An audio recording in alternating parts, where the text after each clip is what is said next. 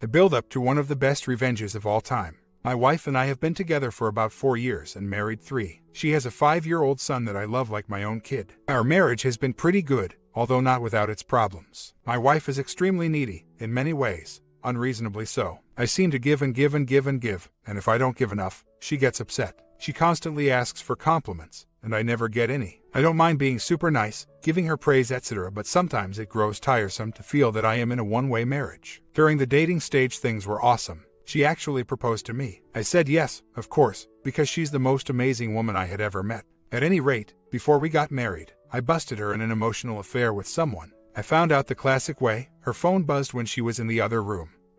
I glanced at it, and it was some dude messaging her. So, I read all of the messages and it was some mild flirting, but he did not seem to be extremely interested. She would constantly ask him to meet up, but he would say no. We talked about it and she completely ended contact with the guy. Of course, she was pissed at first that I spied on her. Anyway, fast forward to this year after being married for a few years. Back in March, my wife began to act very weird, and we began to argue about the dumbest things. I also noticed that she began using her phone a lot more. I was suspicious and checked phone records and saw nothing out of the ordinary. Anyway, we were at a friend's party. She was, as usual, texting with her phone. I looked over her shoulder and noticed that it was email that she was using and not text. She reflexively turned the phone away so I couldn't see. After that, I noticed that she put a password on her phone and changed her email password. I had her password because I would check for payments alerts in her mail. My checking her mail was never a big deal. By this time, I know something is rotten in Denmark. One night she is coming home from hanging out with friends. I hear her car park in the driveway. I go to the door and look out. She is on the phone. She walks in, puts her purse down and goes to the bathroom.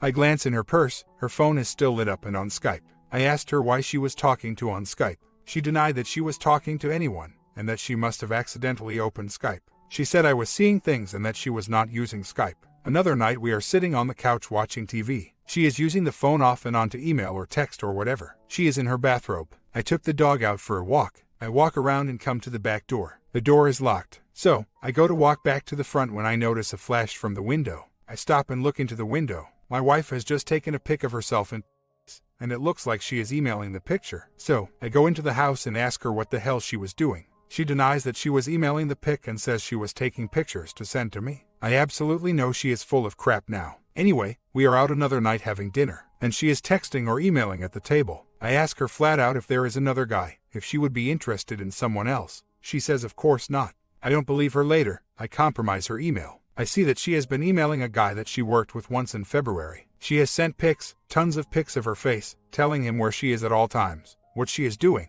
and confiding in him. I see 0 pictures of him. She mentions me a few times, like she knows what she is doing is wrong but doesn't feel guilty at all. In fact, during dinner when I was asking her if there was someone else, she was saying no.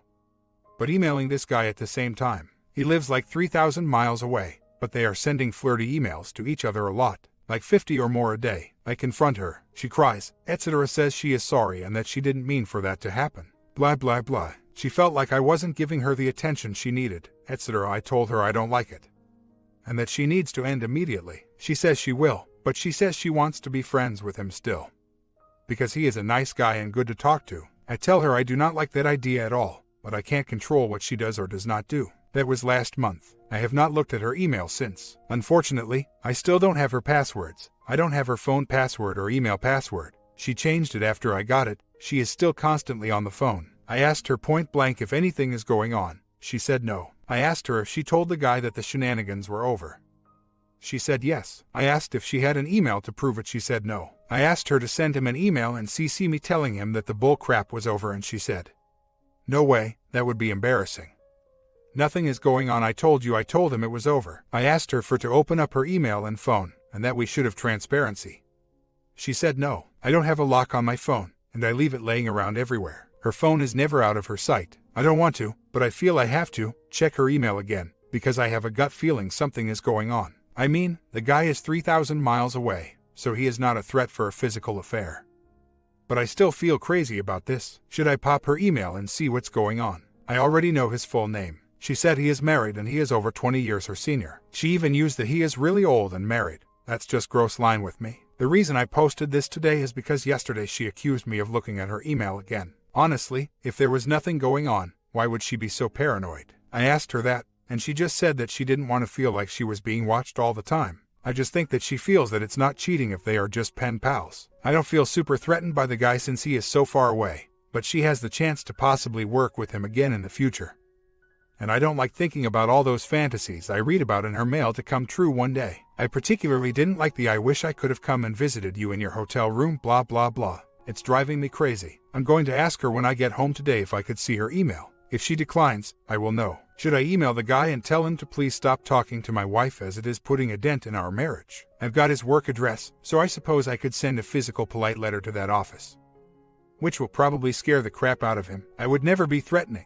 I will just state that my wife's dishonesty has forced me to play this hand and that he should not be speaking to my wife at all. I would have been fine if they were friends, but it has grown to be more than that, so their ability to be friends is no more. Should I tell her parents and friends that I am worried that she is having an affair? Her problem is that she doesn't seem to ever be happy. I mean, I devote everything to her and I am too close and need to go find other friends and leave her alone a bit. I go find other friends and leave her alone a bit, and now I am not paying enough attention. It's almost like she thrives on constant drama, and everything is my fault. The first issue she had when we were dating was absolutely not the result of anything in our relationship. We, as I could tell, were absolutely great. No arguing, no fighting, no nothing, and a great physical life. After I found out, she was very upset. I know she has a problem. Once she drunkenly admitted to me that she had cheated on everyone she had ever been with. Her excuse was they deserved it. I've been cheated on in the past by an ex. Physically, I forgave her. She did it again with someone else a few months later. I kicked her to the curb. I can't handle this again. I popped her email just now and she is still talking to the guy. I count 29 emails so far today. One of the emails basically says he aches for her. It also appears she physically mailed him some gift and a love letter that he received yesterday. He sent a picture of himself, but his face is concealed. Nothing nude, very weird. Lots of "missing you, I want to kiss you." In one email she appears to go as far as telling him that she loves him. What? They have never even spoken until they started to email. It also looks like she even told him that I found out about it, and that she will be more careful now and not use internet at the house. Too bad I'm a network engineer and smarter than both of them put together. In one email she asks when they could finally meet in person, and that she could make up an excuse to get away. All he said was perhaps she can't wait until they can be together, etc. Damn. She has a friend coming in from out of town to stay with us tonight. I really don't need this now. Should I sit on this until her friend leaves, or should I basically tell her to get out and that her friend can get a hotel? This bee is crazy. She is willing to risk her marriage for a 50-plus-year-old married guy who lives 3,000 miles away. It's funny too, because after I demonstrated that I was unhappy with her behavior yesterday afternoon, and that I am still suspicious of her, she has been very touchy and lovey to me last night and today, going so far as saying how much she cares for me and wants things to work out, and that she is really trying, all the while emailing this guy on the side. Obviously, she is just being nice to me for now so I don't get suspicious. I printed out several of today's emails. I just can't believe she sent this guy snail mail and gifts. I asked her last month, "What exactly do you think is going to come of this?" This really sucks, because I am not an overtly jealous guy. She works with an ex-boyfriend fairly closely. They even went to New York City together for a work thing.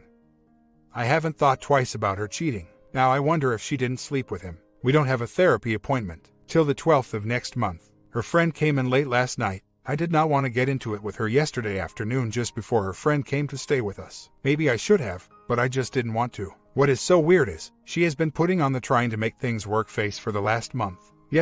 Last night was no exception. I get home from the gym after work, and she has dinner all prepared for me.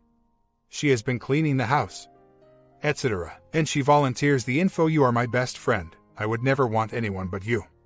There's only one person I would let touch me." She has said that before, while we were intimate. "You are the only one who could ever touch me this way," sort of thing. The sad thing is, she says all of this out of one side of her mouth, because the moment I go to bed, she emails the guy mushy crap like "I'm thinking about you," and the guy says crap like "You make me feel so special."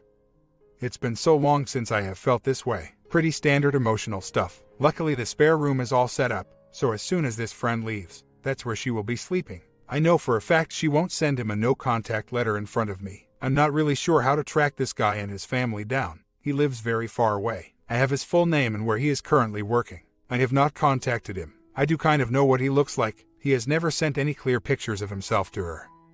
That's kind of weird. Even though she has sent lots of pics of herself to him, I do know that he slightly resembles me. Same hair, wears glasses, except he is much older and looks out of shape. I'm 6 feet and in excellent shape. If I ever met this guy, I'm certain I could smash him. Believe me, I have had fantasies of calling his work and leaving a message with the receptionist along the lines of "Do not talk to my wife anymore. Sincerely, someone much larger and angrier than you." From his emails I could tell he was very paranoid about giving her his work address. I lied to her about how I got her email info the first time and looking at it this time. He tells her, "Make sure you are off the internet whenever you are home, because that's just weird." As if I am doing something creepy by snooping. She says to him, "Don't worry, he won't show up at your work with a pitchfork. Don't be so sure." Another funny thing, she dropped an earring down the bathroom drain a while back, after I stopped snooping, and asked me to get it out. Not right now, but whenever I could. So, about an hour later I go in there to get it out. After I get it out, she accuses me of snooping on her because she just sent a message to a friend about her earring. No.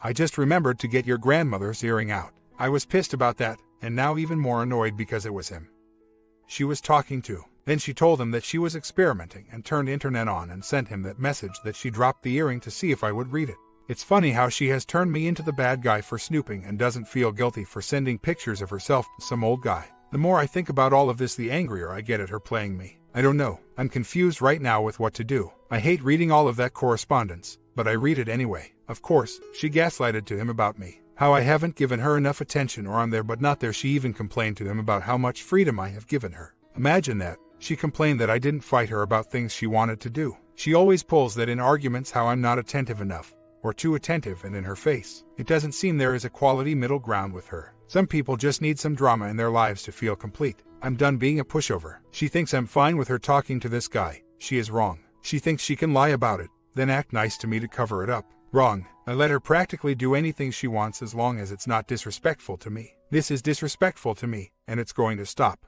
They are exchanging emails today still, of course. They are talking all lovey-dovey, like rescuing each other, and I didn't know I still had feelings like this inside. Amazing. She sent that love letter just before I met her and her friends for lunch. Now I'm back at work and shaking with rage. I'm contemplating embarrassing the crap out of her in front of her friends. Maybe even slap down some of her juicier emails. They can all chew on those. Stop talking to the other man or leave me. You can't have both. I may have not been the greatest husband and have made mistakes, but this is BS. I'm just really angry with all of this. She is obviously addicted to the attention that he provides. It's just so weird. He lives 2,000 miles away, and as far as I can tell have never talked face to face. What can this possibly get her, other than a thrill up her leg? I mean, the guy is 50 plus and she is not even 30 yet. I don't even know if she would have the guts to meet face to face, even though she has expressed that desire on occasion via email. What do I do about my stepson? She may ask me to help with her kid while she is working a lot over the next 3 months or so. Do I say no? I won't help if she does not agree to no contact. If she does not agree to no contact,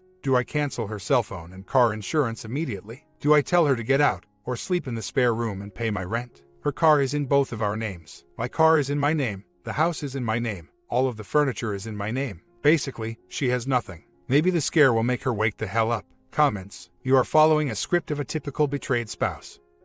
You are finding reasons not to sort this out now. You are looking for what if and how do I's. We are giving the way forward. Tried and tested. If you are not willing to expose her in front of her friends, pull them aside and ask them to leave. Say she is conducting an affair and them being there is not helping you. Then take her down. The weekend is an ideal time to crack this on the head. Do not leave the house and do not ask her to leave. Have it out. State your boundaries. Write the letter to the OM's company, then sit back and look after yourself. Run a 180 on her. Start today. Your fear is stopping you from saving your marriage. OP responds, I'm not going to stand by and support her and her child all the while she is masturbating to emails or telephone calls from this guy. This man cannot provide her with what I can provide, in any way. Turning my back on her may be the only way she will realize what she has. I'm just contemplating when the best time to do it would be. They are in the pool drinking beer at home. I don't want to be the arguing with a drunk person when I get home. I will pick the right moment. The thought of telling her friends is tasty, but I don't think I can do that. I don't want to mess up her friend's vacation, nor do I want to confront them if they are intoxicated. I am going to wait until the friends are gone, then speak to her about it. Anyway, I waited until Saturday to confront her with the new information. She lied. I showed evidence. I told her that I needed to send a no-contact letter. She said no. I said that she needs to go away until she figures out what she wants. She has been at her parents since then. We have not spoken since Saturday. The friends got a hotel, and she has been hanging out with them. We all went out Friday night to hang out. She was unusually responsive and nice to me. I wasn't the same back. I was very clinical, did not drink. While they did, I pretty much told her I was there just to be a designated driver that night. She asked me what was wrong, and I told her I would say in the morning. So, she asked me the next morning, What was wrong? Why were you so distant? I was trying to be really nice to you, but you were mean to me. I wasn't mean, I just wasn't nice. I told her flat out that I knew she was still talking to this guy and I wanted her to stop and to let him know it was over. And to do it with me watching. She did the usual getting mad for spying on her, etc. She also said, "It's nothing. It's just a fantasy. He is married. I am married. Nothing will happen. You haven't been paying enough attention to me, and I want to remain friends with him." She also told me that she really tried to just be friends with the guy but got back to the sexy stuff. Even though I was doing everything I could to satisfy her needs. He has been married but around 9 years. I'm trying to find ways to locate his wife. Of course, he says he is having marital problems, which could be a bunch of crap. I told her parents a while back that she was talking to this guy. I know the extent then, that she was. They are totally on my side. I'm still considering calling his work and A, talking to him, or B, leaving a message with the receptionist to the tune of "Leave my wife alone. You garbage." I know where he works, and I know from their conversations that he lives very far away. I have come to the conclusion that she is extremely self-absorbed, and really cares very little about how I feel. Looking back, this is how it has always been. I will give you an example. She told me a year ago that she was upset that I didn't surprise her with a dinner out for her birthday, and that she had to choose where to eat. I did surprise her, however, with a beautiful, beautiful gift that she had been wanting for a long time. She's complaining about having to decide where we ate. Another example, I would always kiss her goodbye in the morning before leaving for work. I, very rarely, got in a hurry and didn't say goodbye. This would upset her, if I didn't say goodbye. Sometimes she has to go to work before me. Her work comes in spurts. When she goes to work first, she almost never kisses me goodbye. I can count those times on one hand. Yet another, I almost always compliment her on how she looks, or what she is wearing, or whatever. She would get mad at me for not saying she looks nice, or would confront me saying, "How come you didn't say I looked nice tonight? Didn't you notice?" I can count the times she said I looked nice over the last several years on one hand. Another, she started working out a lot more some time back. I went out of my way to encourage her with things like "You are starting to get in shape," or "You are really getting there," or "You are really starting to get in shape," or something. This wasn't enough for her. Saying "You are really getting there," to her, was saying that she wasn't good enough already. Even though I was saying those things in an encouraging manner to make her feel good about her progress. These few days apart, I have had a lot of time to think. This relationship is absolutely one way. I give and give and give. I get very little out of it. I bought her a car, while myself drove around in a pile of crap. I helped her start her career. I provide the home she lives in. I took her son in as if he was my own. I make most of the money.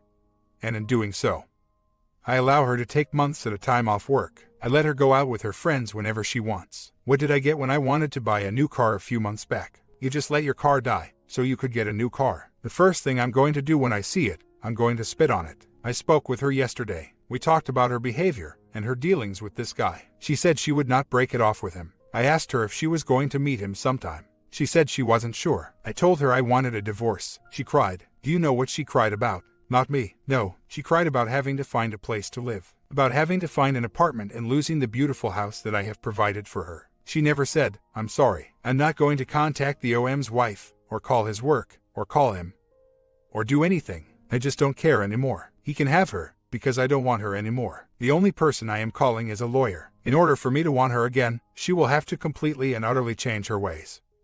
Come to me on hands and knees begging for forgiveness and have complete transparency. She needs to become the woman I thought I married. I don't see that happening. I told her that I am canceling her cell phone, car insurance, health insurance, and will no longer pay for her car. She also owes me several months of house payment and utilities. I have been feeling financially strapped for the last few months because she has not been working. Finally, she has landed a job starting in a couple of weeks, so she is going to need to pay up. In the last few months, she has done a few things in order to make herself more attractive physically, like she is ramping herself up to look better for this guy when they finally meet. I've always been fairly physically fit but have ramped up my workout efforts over the last few weeks. Myself, I know one thing, I'm done carrying the bag and playing second fiddle. Wife came by yesterday while I was at work and left a note on the kitchen island saying that we needed to talk in person soon so that we can figure out what we are going to do. I haven't spoken to her since the weekend. Interestingly, I managed to pop her email again to see what she has been telling this guy. I don't see that they have written each other since that evening. That seems really unusual since they appear to have been talking every single day for the last few months. In the last few emails, she tells him that she is very sad and scared. She realizes now the reality and severity of the situation. The OM actually sounds apologetic and said that this is a very sad situation. Do you think she may have dropped contact with him? Or do you think she just deleted all of the latest emails and has created a new email account to carry on? I don't see why she would just delete the latest ones and not delete them all. This is also confusing. If we do talk about reconciliation, a no-contact letter will be something that will happen. I actually have been looking fairly vigorously for his wife's name. I am pretty sure I have found his home address and phone number. I have called the number, and it had a robotic answering voice that said, "We can't come to the phone right now. Please leave a message." I had my phone number hidden. Luckily, I have friends in the telephony industry, so I will just get a fake phone number from his area code to use that will make him think it's a local person calling. Either that, or an 800 number the next time I call. Believe me, I am not just twiddling my thumbs. I know I said I don't care about her, and don't care about the guy and his wife. However, that's not exactly true. I do love my wife, and if she can prove that it's over and rededicate herself, I will take her back. I am diligently trying to find as much about him as possible. I don't think he should get off scot-free while our marriage is in shambles because of their actions. It's true, she contacted him first, but he could have said no when things got too heavy. The more I think about it, the more unnerved I am by the fact that their contact just went poof from her mailbox. It's really weird and makes me think one of two things: he stopped messaging, or she got another email account. So, I had a talk with the wife last night. She agreed to sending a NC letter. She agreed to give me her email, Facebook, MySpace passwords. She did not, however, agree to giving me access to her phone. She stated, "I need some privacy." That's not fair. I told her that I would give her all of my information in exchange, but she said no. This tells me that she has gone farther underground with the guy, like made a new email account somewhere and is using her iPhone to access it. I told her without that information, no go. She said she hadn't talked to him since Saturday. I said that I didn't believe that she just suddenly went from my ache for you to no contact just like that. And that since she is so protective of her phone, she is still talking to him. I told her that I would be contacting a lawyer very soon. She dripped a few crocodile tears and left. I have drafted a letter, ready to send to the OM's HR department and will be mailing it a little later today. I'm pretty shocked that she would throw away our marriage for some guy that she doesn't even know. Not sure how to find his wife, but I am still searching. This all seems so incredibly stupid. She is talking to some guy who lives so far away, who is so much older and has a wife. What in God's green earth are you thinking? It's almost like, if this was just some stupid mistake that she had with some guy she cared nothing about, it would be easier to take. But the non-stop emailing, constant lovey-dovey BS confiding everything in him is much more painful. She just has this thing in her head that she can't talk to me, but he is such a great listener. Of course, he is a great listener. All guys are when they want in a woman's. Here is an update for everyone. It appears that her parents finally put their foot down as well. I had told her dad pretty much everything a while back. He finally went to her and told her that she was being an idiot, and that she needed to get her head out of her you-know-what, or she would need to find somewhere else to live immediately. Both her parents and I appear to have provided enough tough love to snap her out of her delusion. She came over Friday night and agreed to everything, including full phone access, etc. if she had a second email account set up on her phone. It's not there anymore. I have full access to the bank account and all credit cards. No signs of a second phone. She agrees that she was being completely immature and idiotic, and that she has not talked to the guy since last Saturday. Whether or not this was his idea or not, I am unsure. I had her write a no-contact email and forward it to me. I was standing right there when she wrote it, and did not tell her what to write. I snail-mailed a letter to his work as well. I give her tons and tons of rope and let her do whatever she wants practically. I respect her need for some freedom, and her own time, and friends. However, I told her that if I find out she is still talking to this guy, I will throw her out immediately.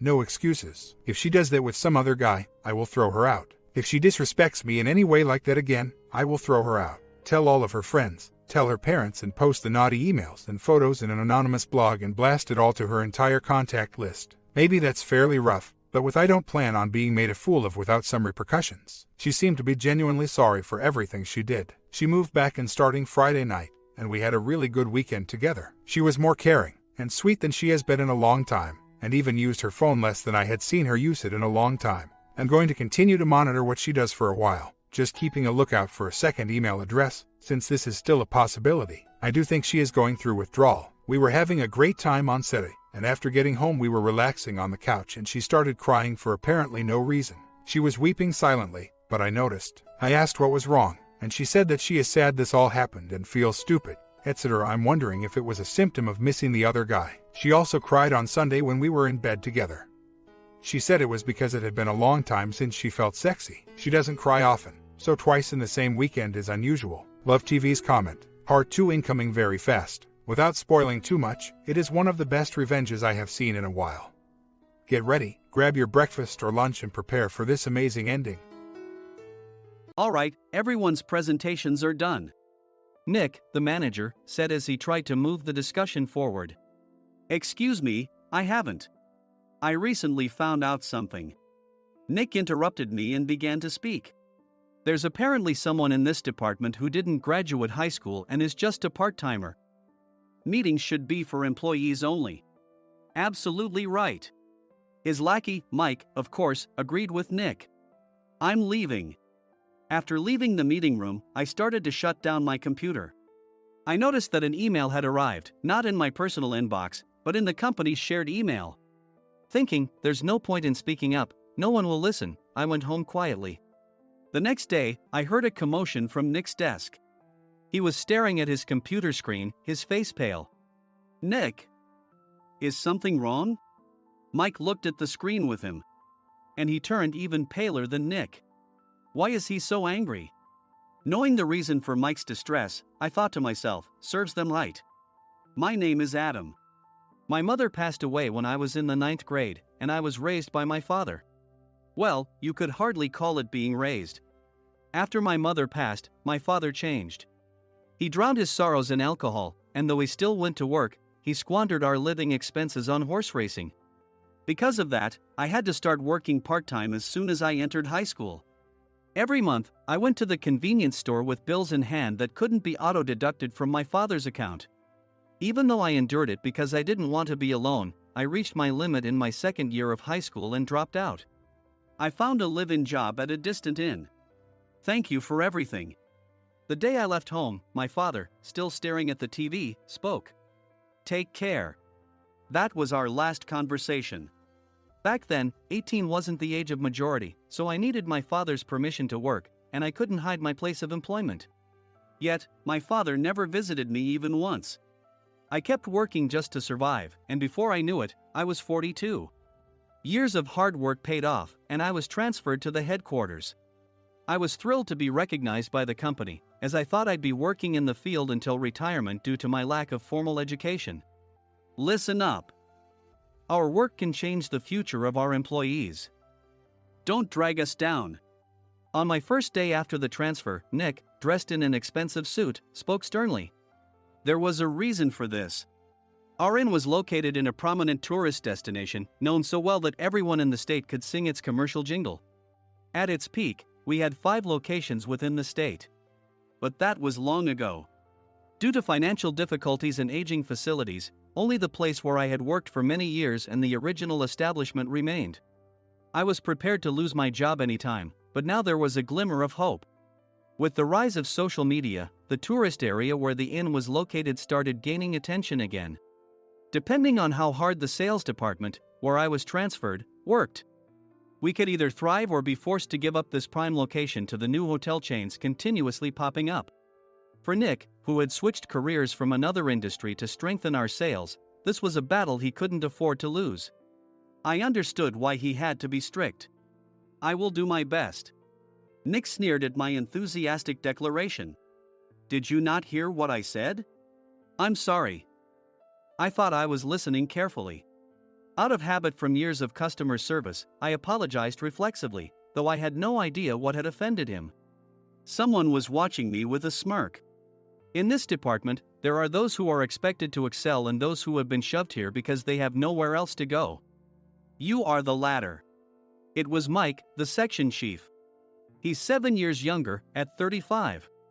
But he was called to headquarters much earlier than I was and had been moving around within the headquarters ever since. I'm not jealous, but I can't accept that he's my boss. Graduating from a prestigious university, he has an unusually high pride and caused many problems as a newbie, making things very difficult for me when I was the front desk leader. When I found out Mike was transferred to the sales department a month before me, I was disheartened. Mike is right. With just a middle school diploma, there's not much you can do. Don't even think about achieving results. As if I didn't exist, Nick remarked, I'm thirsty. Mike eagerly ran to the coffee maker. It seems Mike is Nick's lackey. I regretted being happy about my transfer to headquarters, wishing I had stayed on site forever. Send a direct mail to every company on this list by the end of the day. Nick only assigned me tasks that even a new graduate could handle. What? There are over 1,000 companies. You want me to send to all of them by today? Yes, if you and your fellow misfits split the work, even those with nowhere else to go should finish by today. I glanced at the employees typing away expressionlessly. They were worn out from customer service, only thinking about leaving on time, or were women reassigned after having children. With zero motivation for work. Even Sam, a new graduate from the same university as Mike, who was supposed to be among the expected achievers, had no enthusiasm for the job. Having joined the company wanting to do customer service. I don't care what they say, I plan to quit anytime, he said. Only Nick and Mike were highly motivated, making all the decisions between the two of them. I originally only wanted to work at the inn to survive and had no particular attachment to this job. I swallowed my words, thinking I had no right to reprimand them. About a month after the transfer, Nick told us with a frustrated look. To commemorate the 50th anniversary, we've decided to create a plan exclusive for one group per day. Originally, Mike and I were supposed to come up with it, but our president, Mr. Thompson, insists on hearing everyone's opinions. So, you all get a chance. As Nick explained, Mike began handing out prints. Make sure not to embarrass Nick. If your ideas are half-baked, you'll have to redo them. It seemed that they had printed his handwritten notes by Mr. Thompson, which included several questions and a section for free responses. It made sense why Nick had to seek our input, given that all responses had to be submitted to Mr. Thompson. We were given a week to think about it, and a meeting was scheduled to compile our ideas. My plan is to let guests enjoy both the old and modern America. Nick began the presentations. Guests would watch a master confectioner at a nearby traditional sweet shop make sweets in front of them. The welcome drink would be premium tea in a bottle. Nick's plan was certainly attractive. After his presentation, Nick called on us to present in the order we were seated. Just as I stood up for my turn. All right, everyone's presentations are done. Excuse me, I haven't. I recently found out something. Nick interrupted me. There's someone in this department who didn't graduate high school and is just a part-timer. He was likely talking about me. I joined the company as a part-timer and was made a full-time employee when I turned 20. That was 20 years ago, so Nick and Mike probably had no chance to know until recently. Meetings should be for employees only. Absolutely right. After that, Nick kept creating opportunities to solicit everyone's opinions, purposefully excluding me from speaking. The meeting unexpectedly heated up and went past the scheduled end time. A few people asked to leave, and the discussion continued with the remaining few. Still here? Normally, you'd leave in that situation. Though I had no attachment to the job initially, hearing kind words from customers made me want to make them happier. For someone like me, with nowhere to go, the inn was my home and customer service was my life. I felt pathetic about my current self. I'm leaving. I left the conference room and started shutting down my computer. I noticed an email had arrived, not in my personal inbox, but in the company's shared email. Thinking no one would listen to what I had to say anyway, I quietly went home. The next day, while preparing the DM as instructed, I heard a commotion from Nick's desk. In his haste to stand up, he hit his knee on the desk. He stared at his computer screen, his face pale. Nick! What's wrong? Mike, thinking he should be the first to rush over, approached Nick while still wearing his coat. He peered at the screen with Nick. And he turned even paler than Nick. Why is he so angry? Who is responsible for this company? Nick, more irritated than ever, asked, and Mike answered without checking. Probably Sam. Sam wasn't there because he was attending a morning training session for new hires. Nick gave up on getting angry and returned his gaze to the screen. They were looking at an email that arrived right after the end of the working day yesterday. Apparently, no one, including me, had checked it before leaving. The email was from a large company that used us for their annual employee trips. The president and executives of that company also frequently used our services personally.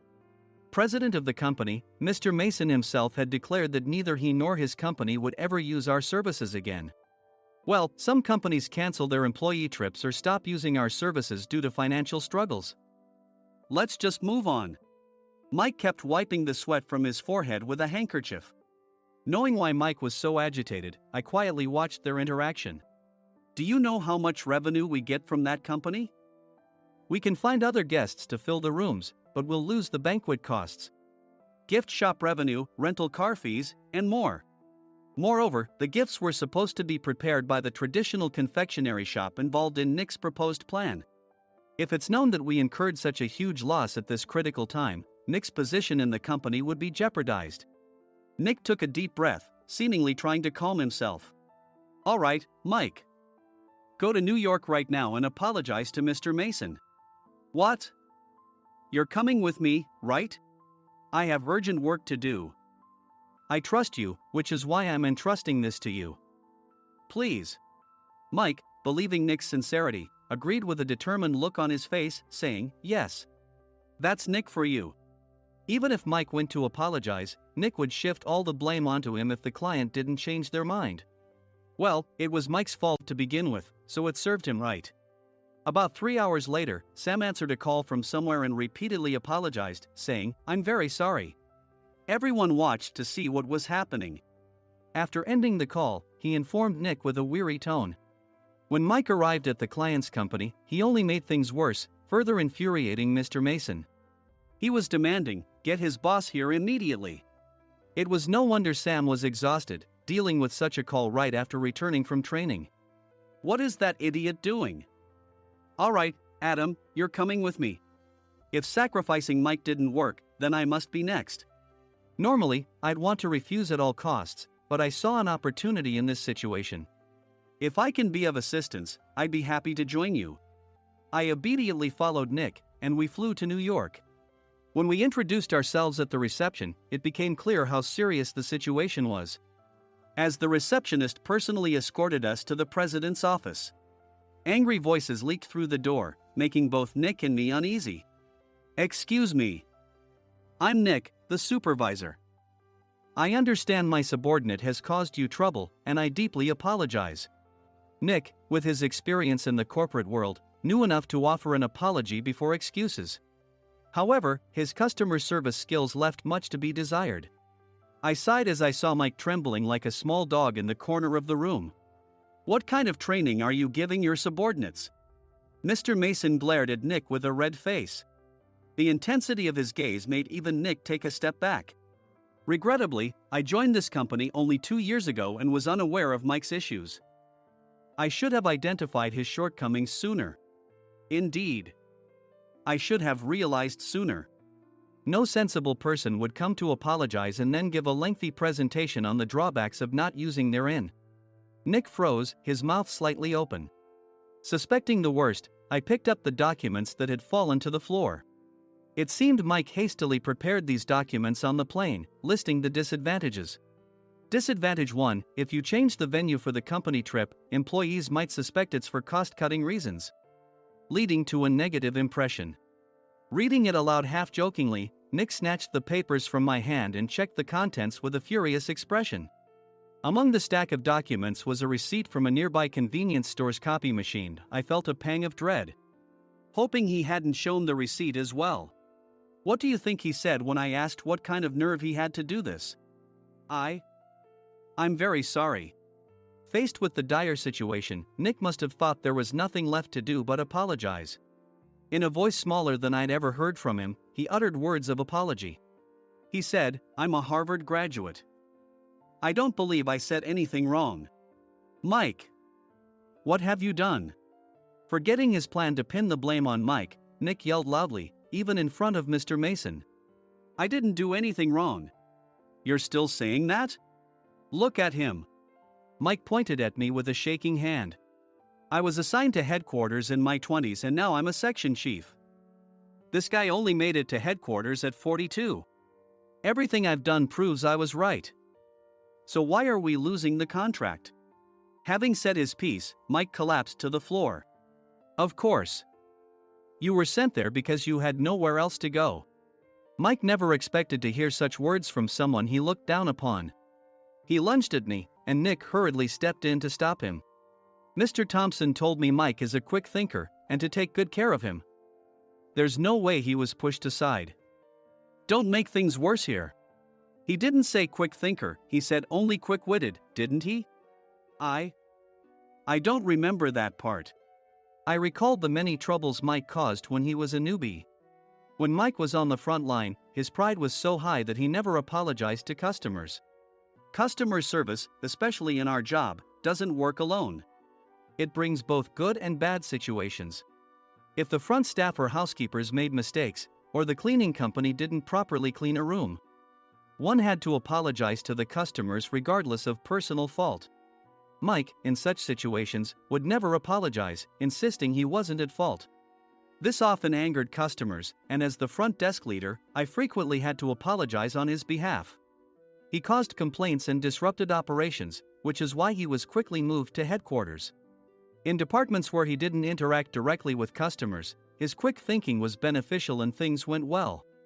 But it seemed his flaws were starting to show.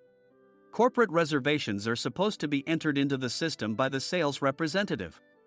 But a quick check yesterday revealed that more than 10 items were missing from the client's reservation. The handover document clearly stated what needed to be prepared. Why didn't you enter it into the system? Why do we have to give them special treatment? Filling rooms near the banquet hall, setting up all the food in advance. Specifying the brand of wine, they're too demanding. No wonder he always angered customers, I thought, feeling a headache coming on. Grouping them in rooms near the banquet hall is for our benefit too. It makes it easier for the staff to set up beds and serve breakfast since everyone's schedule is synchronized. As for the other requests, Mr. Mason suggested them to lighten our load. I didn't know that. Nick finally seemed to realize that Mike was the one who had angered the client. What did you say to them? I just told them we wouldn't give them special treatment anymore. We shouldn't waste effort on things that don't bring in money. I was utterly exasperated at his lack of understanding of customer service. Of course, we shouldn't comply with unreasonable demands. But carrying over successful practices from past stays makes customers feel remembered and enhances their experience. Good memories encourage repeat visits. That's part of our job. I looked down at Mike, who was sitting on the floor. In our job, nothing is a waste. Mr. Thompson likely moved you to the sales department, hoping you'd finally understand this. How do you think he feels now that you've failed to meet his expectations? Mike, tears in his eyes, fled the president's office. I was amazed he still hadn't apologized. You have it tough, Adam. It's okay, we're all employees of the same company. I deeply apologize for this disrespectful incident. Especially after all the care you've shown us. If it weren't for you, Adam, I really would have stopped staying here. When I heard you were moving to the sales department, I was willing to reconsider if you handled it. Seeing us talk so amicably, Nick's face contorted. Do you two know each other? Adam's service is excellent. I always requested him specifically. Normally, we don't accept specific staff requests, but we made an exception for Mr. Mason, adjusting my shifts accordingly. He had personally stayed at our hotel just before my transfer, and during casual conversation, I mentioned, I'm moving to the sales department soon. If I hadn't told him then, things could have been much worse. Please continue to take care of us. I look forward to it. On the return flight, Nick awkwardly offered me a can of beer. It's still working hours. Of course, I had no intention of forgiving him for a single beer. Nick might try to pin everything on Mike and avoid any consequences. While pondering this, a startling fact came to light. Nick, the tea bottles for the plan have arrived. I handed Nick a bottle labeled with our inn's name. They look good. What are you talking about? These are plastic bottles. I had assumed we would use the trendy, high-end bottling tea. But what arrived were ordinary plastic bottles of tea with customized labels. The only unique aspect was the label, which had the inn's name, making it look customized. Upon further investigation, I discovered that a substantial amount of money was set to be paid to the tea company. It was priced like bottling tea. Does this plastic bottle really cost $100 each? The tea inside is specially blended for us. The extra cost is for that.